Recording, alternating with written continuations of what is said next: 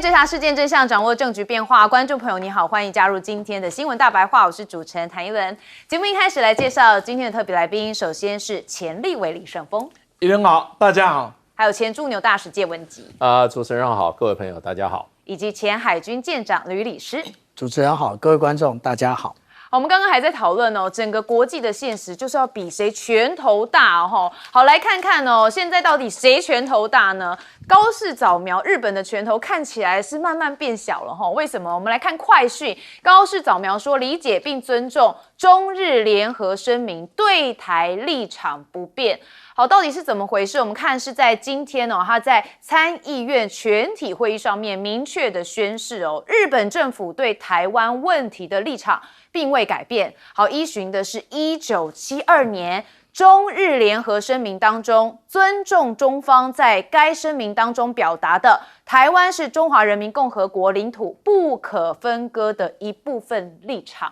好，怎么解读呢？其实哦，很多人觉得日本算是慢慢的退回，越来越趋向中国大陆要的立场，因为他之前曾经讲过旧金山合约，但是引发中方的不满，认为日方又在挑衅这个台湾主权未定论。但现在看来，高市早苗确实有稍微退回来，但还不到中方要的撤回言论。好，所以我们接下来还是要持续来带您关心中日之间的发展。好，但我们看到现在在这个中国大陆的网站上面，包含今日头条、微博热搜，还有百度热搜，第一、第二名哦，都在关心的是中俄双方，而且涉及的就是日本问题。好，我们就来看到中俄外长会晤，王毅这边怎么说？他说坚决的遏制日本极右势力企图再军事化的挑衅行为。好，我们就来看他跟拉夫罗夫之间的会面哦，两人握手，非常的紧密哦，靠得非常近。好，王毅说，今年以来国际的环境越发不稳定、不确定又难预料，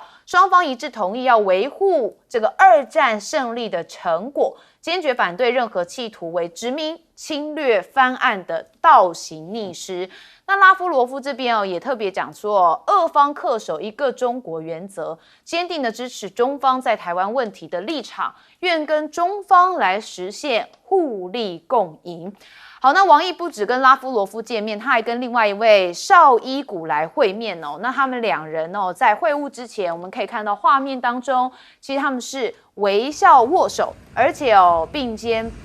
步入了会场。那他们是为了中俄第20轮的战略安全磋商来进行交流。好，我们看到两个人互动真的是非常的融洽哦。那当然这也是王毅这一行主要的目的，一方面是展示给大家看，我现在跟俄罗斯的关系非常好。好，那绍伊古这边回应说，这个军国主义的九头蛇现在再次抬头。好，讲的是谁？大家知道，一定就是在讲日本。好，但莫斯科跟北京在斩断其头颅方面已经累积了足够的经验。好，俄罗斯来了，现在中国大陆的外交部也特别讲说，他们对于日本问题达到了高度的共识，也就是双方涉及两国战略安全利益的重大问题，全面深入的进行沟通，达成了新的共识，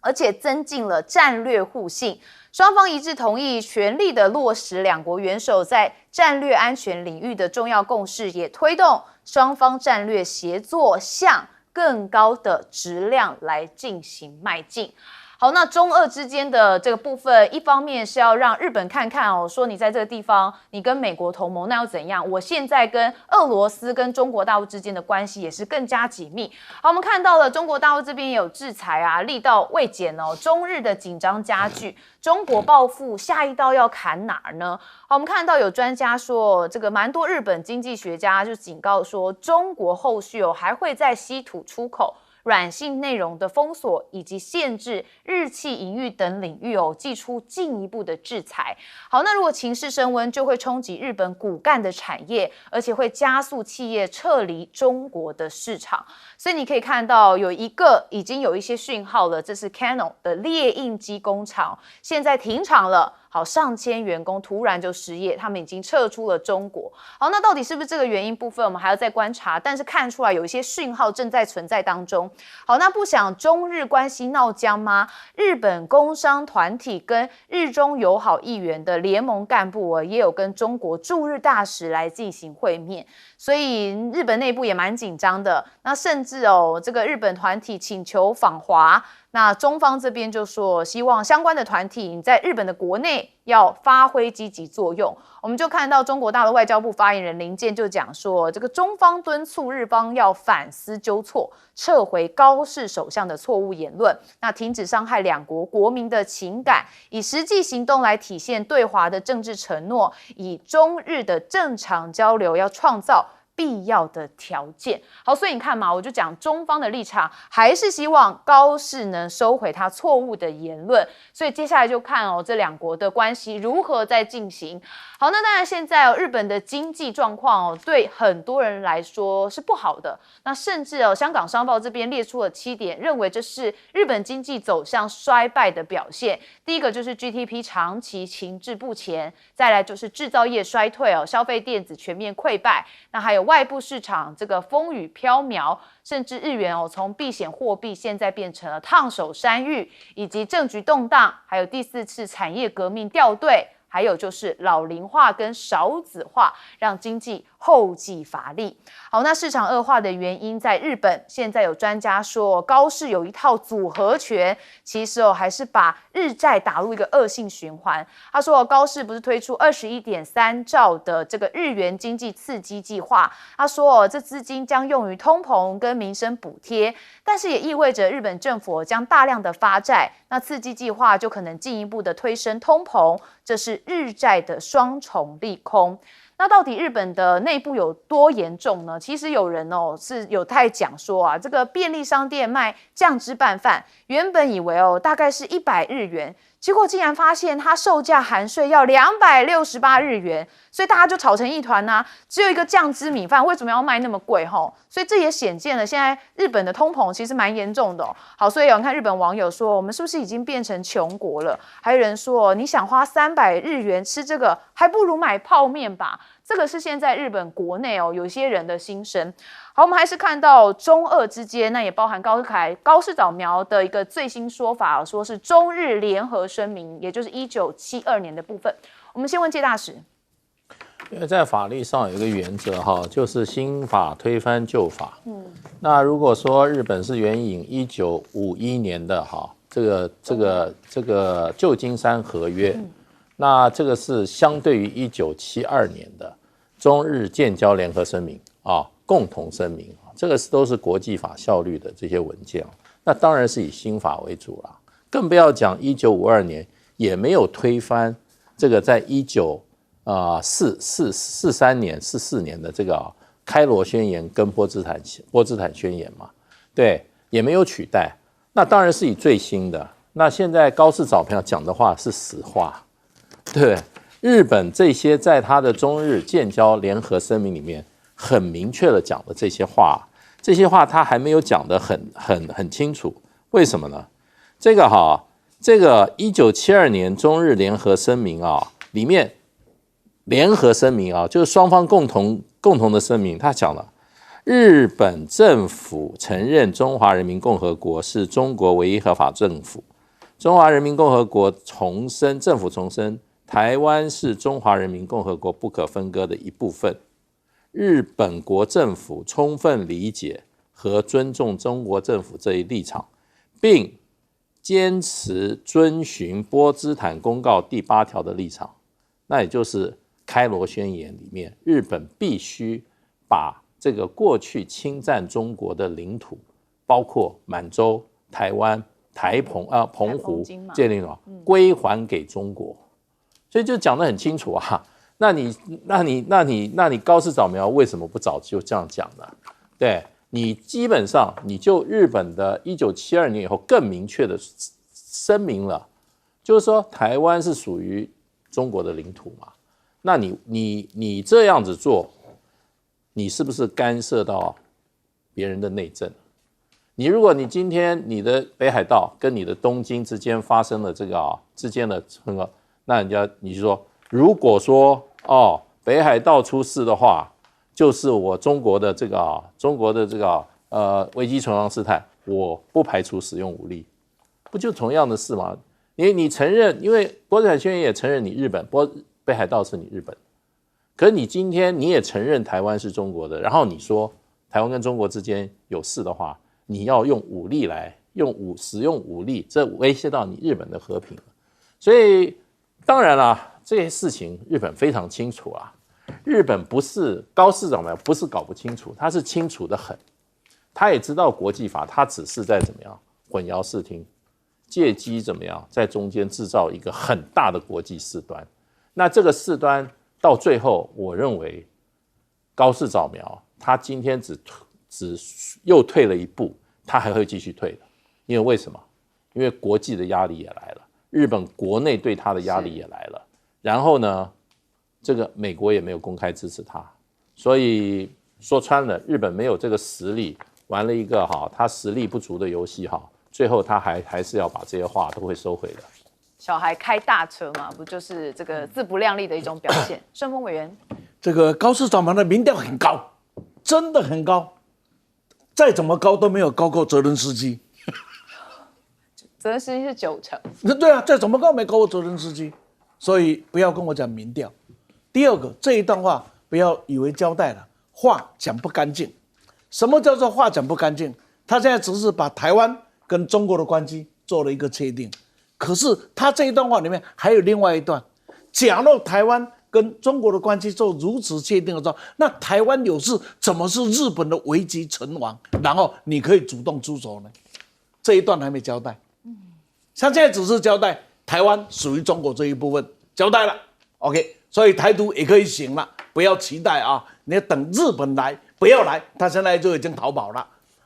所以这个呢，假如这一段再没有交代清楚的话，讲不干净的话，可能问题还没有结束，只是施压呢会稍微缓一点，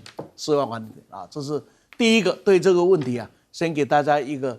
意见的交换。第二个呢？这历史是很吊诡，当时中日跟中美之所以建交，都为了一个目标，制俄，联中制俄，联中制美日都是这样的目标。结果美国很认真，搞了一个俄乌战争，让中俄建立了一个有史以来忘记所有的恩怨情结变成了铁杆盟友一帮虽然没有建立真正的联盟关系。同样的道理，日本现在呢也使得中俄两国联盟来针对日本。日本没有想到这个时候日本你再看一下，美国跟中国正在和解中，然后呢美国跟俄罗斯也希望化干戈为玉帛中。这个时候你跳出来所以人家说是误闯丛林的小白兔，你不是你是已经是老鸟了，老狐狸了，怎么一个老狐狸忽然变成了老糊涂了？搞得今天上不上下不下，我还是用一句台湾成语来形容。高市长讲这一句话的时候很轻松，就是讲这句话那像你就是吃麻糍咧，轮到头后，咱讲是铁子吞也吞不落去，吐也吐不出来，以为是麻薯，结果发现到了喉咙才知道是铁块吐也吐不出来，吞也吞不下去他现在是很惨，所以不干净的话，在最后那一段没有再交代清楚的话，那问题是不能解决的。那中日的实力到底是怎么样子？真的，我们可以看到1895年日本马关条约签订的时候，对李鸿章的颐指气使的样子，1941年这一个1931年呢，在918事变呢，民国20年那种嚣张的样子，然后呢，到1937年的在卢沟桥宛平县，说他们在那里演习，日本军队在中国的土地上演习，然后说他的人不见了，就可以引发了这一场战争，那一种嚣张的气概比之于今天，因为日本的实力真的变了。我从1979年第一次到日本，到现在已经有40几年的经验。我最后一次应该是22年去的，因为我最近不太喜欢去。这一段期间里面，我可以告诉日本明显的正在衰落中。那个衰落我只用个最简单的给各位做参考。一个有效率的日本，在福岛地震的时候他的救灾之所以乱到无序啊，我简直很难想象。日本的朋友告诉我，李先生啊，你认识的日本已经不一样了。机长怎么看？我们现在看到了这个外事办主任王毅，他到了莫斯科，那也就是他跟了拉夫罗夫以及安全会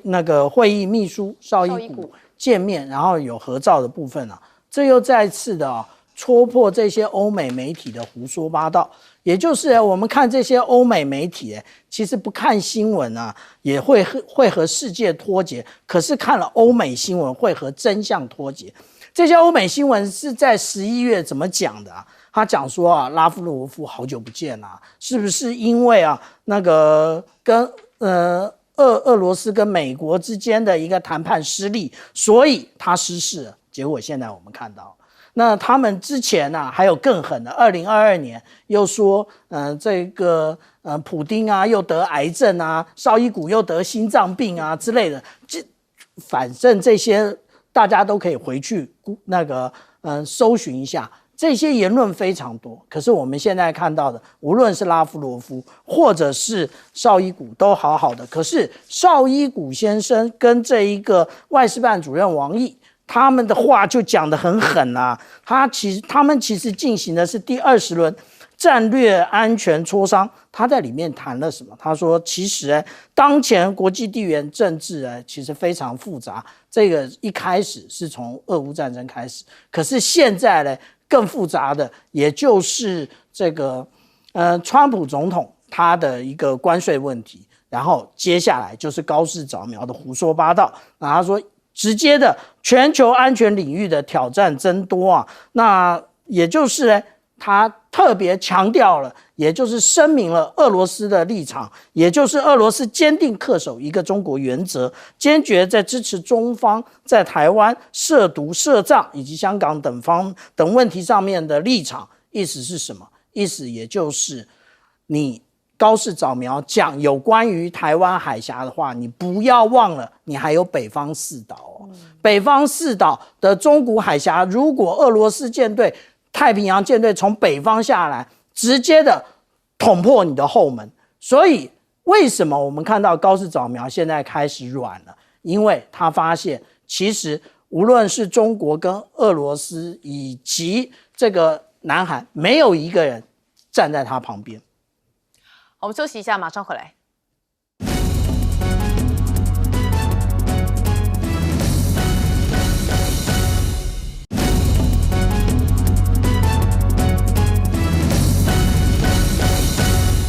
我们刚刚有特别讲到高市早苗有了最新言论，然后看中方这边怎么来发展。但是中方对他之前一直不撤回他的错误言论，是频频有一些动作，不管是外交、军事上面，也很多人担心会成为一个军事冲突的爆点。好，我们就来看到现在微博热搜第8名也被看到有报道说，日本的自卫队被曝正在向西南转移。好，说高市政府以自主防卫为名以激进强军扩武为实，其实在西南方向在扩张军备。好，就有军事专家说其实2016到2024，日本就以西南方向局势紧张为借口，花费了数以万亿的这个巨资，在西南诸岛进行大规模的战备建设，那要使这个地区迅速的要色化，还有军事化。好，那这个西南大转移现在说其实让冲绳从观光天堂变成了战略要色。好，这是日本政府的西南大转移的战略似乎也忽略了冲绳在面对台湾有事时的脆弱性。那就有分析说这个冲绳是全日本最可能会受到影响的地区。那冲绳的粮食自给率只有33%，是长期受到美军基地的影响，大量的土地跟资源都被美军征用了，那也使得冲绳的发展受限。日本军备到底是不是走向了实战呢？那这个实战呢，也有在这个对岸的分析指出说，日本的军事准备走向实战化的考量是试图要迎合美国，那绑定日美同盟的关系，要突破专守防卫，那妄图要复辟军国主义。那也说日本将部分的防卫费用投入安全韧性的建设，像是研发万能型血浆，还有制定战俘处理的战时法律，甚至改用民用港口为军民两用等等哦。所以认为日本的军事确实有一些改变，而且也为了战争在做准备。那日本在九州多地还进行了鱼鹰运输机的夜间训练，那似乎是为了让部署在佐贺驻地的鱼鹰运输机进行夜间飞行训练。日本自卫队计划要新增使用九州地区的11处训练设施。那这鱼鹰的运输机将在佐贺驻地的周边实施夜间训练。那日本防卫企业24年销售额是增幅在主要国家当中最高。我们看到了右边这图他们是日本自卫队，似乎也开始加强防卫力量。有日企就接到了神盾系统搭载舰的战斗机还有导弹系统的订单都增加了，而且在主要国家当中的增幅是属于最大的。好，那美国的陆战队冲绳他们有新创3联队，那有大改编，然后大改编成什么呢？我们看到美国的海军陆战队11月在冲绳启动了2030的兵力设计最新阶段，他们是把驻日第3战斗后勤营由3联制扩编成4联制，好，告别了大而集中的旧后勤模式，那转而向轻快韧的分散式支援体系。那美军官员就说，因为冲绳作为他们的第一岛链关键节点所以这一次改编就被视为是针对中国军力扩张最直接的反制作为，那也为2026年全面完成的第12滨海作战团来进行铺路。但是中国大陆这边当然也看到美日联盟之下的一些准备，尤其日方现在看起来复辟军国主义真的是正在高涨当中，所以中国大陆这边解放军也是磨刀霍霍，像是他们在渤海跟黄海就密集的军演。好，我们看到中国最近密集的发布航行警告，尤其在渤海还有黄海实施实弹射击或是进行军演。那大连海事局发布了航行警告，说这部分是渤海还有这个海域有这个禁止驶入的这个警告，希望很多船只不要越入。好，那当然这个湖北舰也开展了实战化的训练完成了舰机协同跟这个实弹射击等等的10多项科目。那这部分他们是携手友邻部队来组成一个舰艇编队，那发射了数枚干扰弹。那编队呢各舰是迅速占领了指定射击的阵位，而且对空中的目标进行了火力打击，那也提升了官兵在复杂环境当中一个协同配合的能力。那甚至解放军在076无人航母部署的进程也加快，那有说似乎已经开始进行第2次海试了。那说距离去年12月下水不到2年的时间可能在明年底就会正式入列。好，那这个船舶呢，据信是解放军首艘076型的2栖攻击舰四川号，好，搭载着电磁弹射系统希望能借此弹射无人机。那当然也包含可执行的精准打击跟空中的侦察任务。攻击11的逆踪无人战机，所以大家对于这部分也是非常关注，因为这也是相当有威胁力的。好，那当然美日联手，中国是必输吗？24次台湾有事兵推说中国大陆只有2个情境能够取胜好，那当然我们也看到了石破茂，他似乎也讲了大白话，在打脸这个说法，因为他说当年其实都知道打不过美国，但还是打了，他就很担心现在有这个问题石破茂是引述2战甲级的战犯东条英机所谓的不试试的话怎么知道结果，战争就是时运他说这些话基本上就是去死嘛，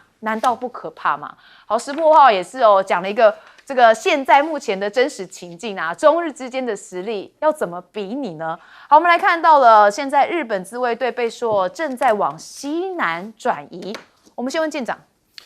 的确是那在他们的日本的智库那他们提出了一个叫做群岛防御之后，他就从鹿儿岛慢慢的向西南诸岛这边发展那我们看到的，无论是在这边无论是大屿群岛，那其实最后它部署到了石垣岛啊。那但是呢，我们现在看到的已经是与那国了。那他们其实是这样慢慢部署的，那部署的其实都是防御性的武器啊，也就是我们看到的这个03式，也就是蓝色圈圈50公里的这个防空飞弹。那至于说我们讲到反舰飞弹，它的确是攻击的攻势的一个武器啊。那它但是呢，以12式来讲的话，它只有200公里的一个射程，但是它其实现在已经在试射12式改，12式改大概就是1000公里等级的。那它会不会部署到西南诸岛，我们不知道。那但是呢，我们可以看到，如果我们从石垣岛的我们看从这个西南诸岛来看的话我们就可以看到，从这个平成31年，也就是2019年的时候，它就已经开始进入到奄美大岛。同时呢，我们看到宫古岛，它也开始部署这个，也就是我们讲到的反舰飞弹以及防空飞弹的部分。那石垣岛呢，是到了2023年，那与那国岛它部署雷达其实是更早的情况那在这里面呢，为什么我们现在看到高市早苗它有这样的底气其实他看到的都是未来武器现在日本并没有，也就是我们看到他们的一个高超音速飞弹，以及类似东风17的这一种乘波体的武器他就认为它可以了。可是实际上部署的时间来看的话，虽然很近，但是现在也还没部署也就是它要到了2026年，就是明年跟后年，它才开始部署。那之前呢，我们讲到有关于鸟海号的部分，它到了美国圣地亚哥去装这个战斧巡弋飞弹那当然不是只有装而已，它连软体都一并设定。在出发之前，它已经做过训练了。那其实日本真正的野心来自于它的这一个，也就是大型的神盾舰。这个大型的神盾舰呢，它的垂直发射系统其实它已经多到可以发射128枚。那这一个数量呢，他觉得很多，那但是他应该回去看一看055万吨驱逐舰那而且呢，我们刚刚讲到说这一个它也还没有部署，它实际上第一件部署的时间要在2027年，2年以后这也就是高市早苗他一直认为他可以，他能够，但是他为什么今天软了？因为之前川普总统已经提醒他了，或者是解放军实际上有真实的动作，然后已经被发现了，然后这真实的动作不是因为被你们发现，而是故意给你们看，告诉你高市早苗把你讲的不得体的话、不应该讲的话全部收回。好，介大师怎么看？其实刚刚那个舰长讲的都是日本在它这个部署还有武器提升部分。那还有一些很敏感的部分，就是高市政府它事实上已经决议要修改所谓的日本的非核三原则。当时佐藤荣作当日本首相的时候提出非核三原则，佐藤荣作因此得到了诺贝尔和平奖。那这所谓非核三原则就是不制造、不拥有、不引入。那现在他想要引入，那所以就变成这个是一个很大的改变。那么11月21号，中国大陆驻这个联合国就是说国际原子能总署的那个代表李松大使他就特别提出来一点，他说日本长期制造并且储存超过民用核能实际需求的钚原料，这个钚是制造核子弹的原料，所以呢，他觉得日本是没有必要，因为它只是有核能发电，没有必要储存这么多可以制造核子武器的核子弹的这个钚原料，所以呢，这一点他特别提起来，希望国际原子能总署对日本要严加管束。那在这些很多学者、专家、专业报告里面，日本要发展核武器不是需要1年几个月时间就可以制造出来了。所以就日本这个国家，事实上大家都觉得受到很大的威胁。那最近就是昨天绍伊古也是俄罗斯的这个国家联邦安全会议的这个秘书长，他特别在跟这个王毅外长见面的时候他提出来，他说指明日本，他说一些欧洲国家和日本出现为过去失败复仇的欲望。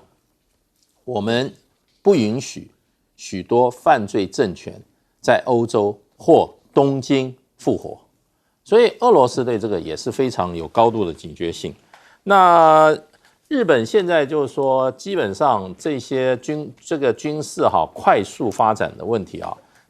昨天中国大陆驻日本的驻联合国的大使傅聪他又写了一封信给联合国秘书长，要列入记录。然后呢，他这个信是要分发所有会员国的。他说这封信里头，他说日本正在重新武装，日本影射中国扩张势力，不过周边邻国反对单方面改变军事现状，采取胁迫措施的目的，就是在把日本自己历史上所谓的存亡危机为由，扩充军备，然后呢，以所谓的自卫为名，发动对外侵略。所以呢，他这个傅聪他呼吁那么全世界国际社会必须要高度警戒日本扩军备战、复活军国主义的野心，以共同维持世界和平。好，盛峰委员，那我换另外角度跟各位交换一下意见，是主观的意愿日本可能有真的这样想，政客也这样想。那客观的事实呢？到底他的有没有那个屁股可以吃那个泻药我们来看看日本的屁股到底有多少。首先呢，人家是这样形容日本的这几代的男人：昭和男儿，然后呢平成惠才，然后令和良炮所谓的良炮，各位可以看最近日韩在一些影视星歌星的那个娘腔的味道特重，带动了整个的社会的那个风气。那我们来看看当时在80年前恢复的，70几年前恢复的日本这一个警察部队，也就是自卫队前身的时候，那美国已经充分的注意到，把它拔牙了。所谓的拔牙，就是当时二战的那一些军人都没有办法顺利的转移到新的军队里面来，所以是拔牙掉了。那拔牙了之后，那我们现在看看日本目前的军队实力状况怎样子。日本的自卫队走的是一条人少职精，所谓的人就是说我的部队人不多，但是我的战备呢这个很精良，那同时我的人呢也很精良。那我们现在来看看战备精不精良，大概没问题。日本的战备在全世界里面绝对可以排名前面的，但是人是不是精良？那我来跟各位报告几个数字可以给各位做参考。他现在的总兵力大概22万人，士兵22万人里面，士兵就往前冲的4万1千人，士官呢13万9千人，占了61%。那么士军官呢占21%，4万8千人，平均年龄36岁，然后这一个呢海空军陆军呢35岁，海空军呢36岁。那中国大陆的飞行员2020年的统计是平均年龄23岁。OK， 那我举这个呢，只是告诉大家一件事，就想要做什么，也要看自己有多大的实力没有那个屁股，千万不要吃那个泻药，那会把肛门泻坏掉当年日本就泻坏过一次了。所以日本当时走的话是过去叫脱亚日欧，所以我们讲的西方都包含了日本。我今天非常郑重的，以我过去跟日本的交往跟了解，我必须劝日本和欧日亚成为东方王道的干城，不要作为西方霸道的鹰犬，你可以成为亚洲一个响叮当的大国。我们休息一下，马上回来。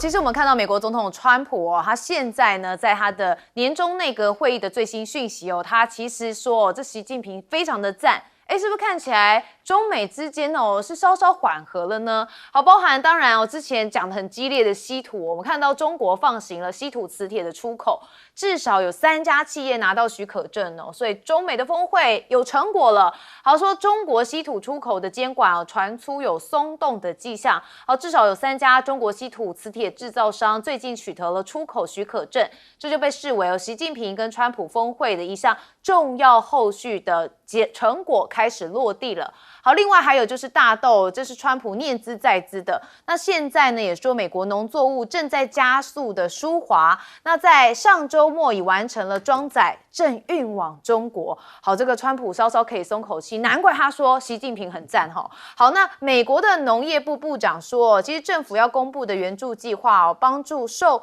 农作物价格低迷跟贸易动荡影响的农民，那中国这边进口商预定了将近是200万吨的美国大豆。好，贸易商也说，中国现在也仍然有望实现今年采购美国大豆的承诺目标。好，那说这年底之前至少会购买1200万吨的承诺，那现在距离这个年底还有20几天所以来看看中国大陆会不会履行承诺。不过没看到这个马斯克现在也开了 AI 的救国猛药，说美国高达38兆美元的惊人国家债务危机说只能透过 AI 跟机械人的技术来解决，但是这可能又会造成严重的通货紧缩。但问题就在现在中国大陆跟美国之间在晶片上面黄仁勋之前不就有预言吗？说中国大陆其实之后一定不会来买辉达的晶片了。那因为在美国对华实施 AI 晶片出口管制3年之后，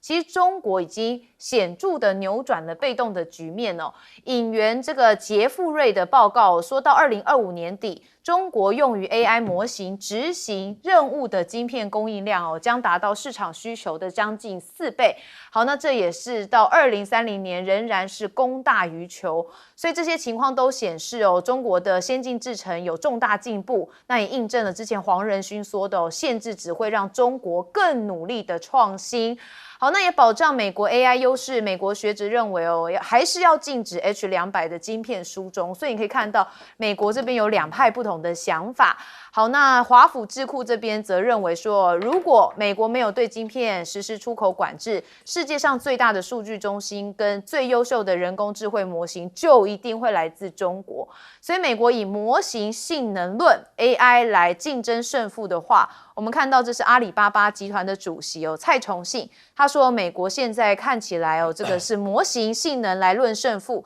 但是如果从能源资料中心建设成本人才资源开发开源等等的面向，其实中国在 AI 的竞赛仍然具有自身的优势。好，那美国这边当然也是有像我们刚才讲到的马斯克，他现在转发了一个影片，我们大家看一下其实他就是呢机器人跑步的影片他说在实验室刷新了个人纪录机器人可以跟一般人一样的跑步。那这个影片马斯克也马上就转发了。好，当然是要强调他们自己的这个特斯拉团队非常厉害，但中国这边当然也更厉害原因就是因为竟然有 AI 的交警在杭州亮相而且非常的精准的做出了指挥的手势，你看看真的相当强。好，通过了视觉的识别，然后呢对驾驶者没有戴安全帽或是越线停车的行为做出语音的提醒，甚至还能联动红绿灯的信号，适应不同指挥的这个模式。那我们也看到了中印边境，当然有一些部分也看到中方在应用这个机械人站岗然后看到这个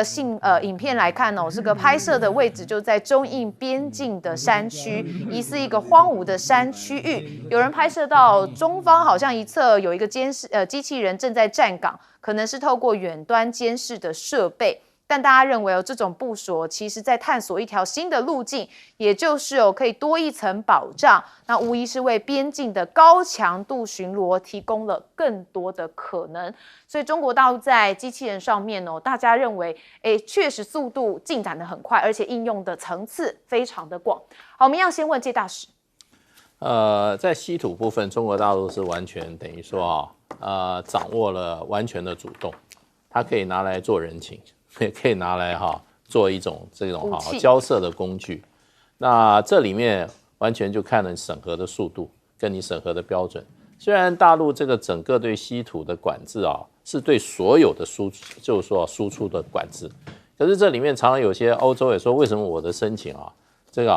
个时间那么慢，拖了3个月，那他3天就好了。所以这里面，这其实国际上在做贸易竞争的时候，这就是一个方法。所以中国大陆用这种方法，事实上给他的谈判得到了非常多的什么底气跟助力。那美国的关系的话，中国大陆如果要说美国释出善意的时候，中国大陆也会释出善意。那美国卡住美国的脖子就是稀土。我今天随便讲一个稀土里面的氧化铱，中国大陆是占93%的产量。而这个氧化铱呢，因为它这个铱这个稀土啊，它的熔点到2400度，将近2500度，所以它是一个隔热非常好的材料。所以你引擎里面有这个铱的涂料，你这个引擎才不会过高温啊，耐不住高温，然后怎么融化掉了。那另外一方面呢，在这个电子产品芯片里面，它也需要耐高温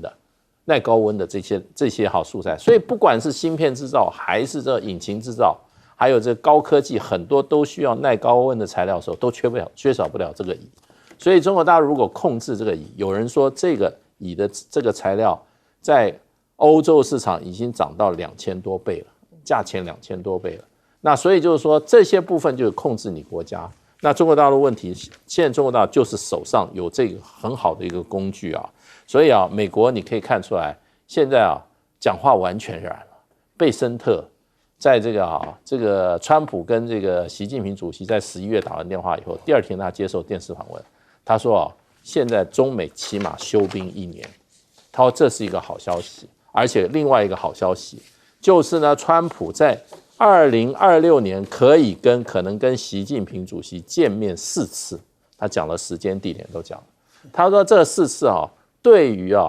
这个中美关系的稳定以及世界经济的稳定都可以发生极大的正面作用。美国现在改口了，问题这个国际关系就这么现实嘛，所以呢，现在的这个国际之间的这个已经进入了，我认为国际秩序已经进入到了重新回到丛林时代。那个国际法有用吗？日本人也不遵守国际法，美国遵守国际法吗？今天要你拿3000亿美金，你就得拿，乖乖的拿，国际法都不允许啦。所以现在已经回到一个丛林时代，手上没有资源、没有实力的，就是被人家宰割。弱肉强食的状态。好，盛峰委员，这个我想提醒民进党啊，一定要注意这个情况。第一个，中美大和解，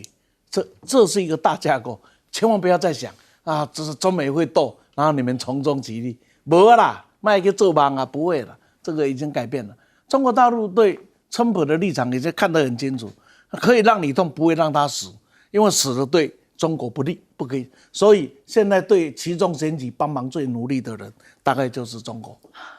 因为期中选举让他稳住了，这个中美架构才不会出问题嘛，这个才会过续下来。所以民党你要搞清楚，这就是今天的中美架构，在想那些有为无为一点意义都没有了。第二个呢，这 AI， 其实中美 AI 大概所有人都公认，在未来的下一个世纪，在未来的几十年里，人类 AI 大概这2大主流，一个是美国，一个是日本。那么呢，蔡崇信的这4点讲的是很对的，我还再加第5点。今天的中美 AI 的比较里面，中国现在有利的部分，比如说人才的储备，比如说能源的供应，那这没有话讲，电力它现在是充足的不得了。再过来就是这个怎么样子，设备的成本，还有呢，到底是闭环式的，或者是闭锁式，或是开源式的这个模型。那最后还有一个很重要的比较，那就是美国是以资本主义的市场来决定它 AI 的发展方向，那中国大陆呢是以全国啊这个一体化，就是这个全国整体的一个方式，国家政策的方式在推动，不一体化的方式，全国一盘棋的方式，而不是市场来决定的。换言之，在这样子的2个比较下，将来各有所长，谁胜谁负呢？我们不敢说。那最后倒很好玩，就是中英边界各位看到的这个机器人的卫兵啊，那别忘了飞机啊有中程僚机，就是有一个人开，旁边有4架、3架的这个无人机啊一起来飞行。同样的将来也会出现，有一个人会有几个的这个什么机器人的这个卫兵啊。这卫兵的好处是什么？它不累，而且它是360度的旋转。他来看，我们眼睛看还有这一点，它是一扫描过去以后，那一个看这个这个控制他的这个士兵呢，操控的士兵，他可以从画面里面看得见就是所有的状况。然后呢，旁边还配有机器狗，可以出去咬人啊，不是咬人，这个来进攻，这等等这一套的配置啊，大概以后会在很多地方各位都可以看得到。好，舰长怎么看？我们刚刚谈到有关于这个川普总统以及习近平主席，他们因为高市早苗的错误发言，那其实他们通了一个电话，他们的电话里面呢，其实就看到了我们今天的成果。那我帮大家稍微整理了一下啊，刚刚盛峰老师特别讲到的啊，有关于说现在中美的架构其实就是 G2 的架构啊。那无论是习近平主席或者是川普总统，他们在新华社或者是在 Truth Social 里面，他们都有个别的提到这个内容，而且只有其实是这个中美架构，你才可以共同讨论乌克兰的问题啊。那这个乌克兰的问题，川普总统一定不会去跟高市早苗谈这件事嘛。那其实现在我们讲到的，无论是稀土或者是大豆，或者其他的农作物，其实都是从这个釜山共识，也就是习近平主席讲到的落实釜山会晤的重要共识，以及川普总统讲了一大堆，就是芬太尼、大豆以及其他农产品的部分，其实现在就在例行这个部分呢。那也就是说呢，其实在中国大陆的一个举国体制之下哦，那现在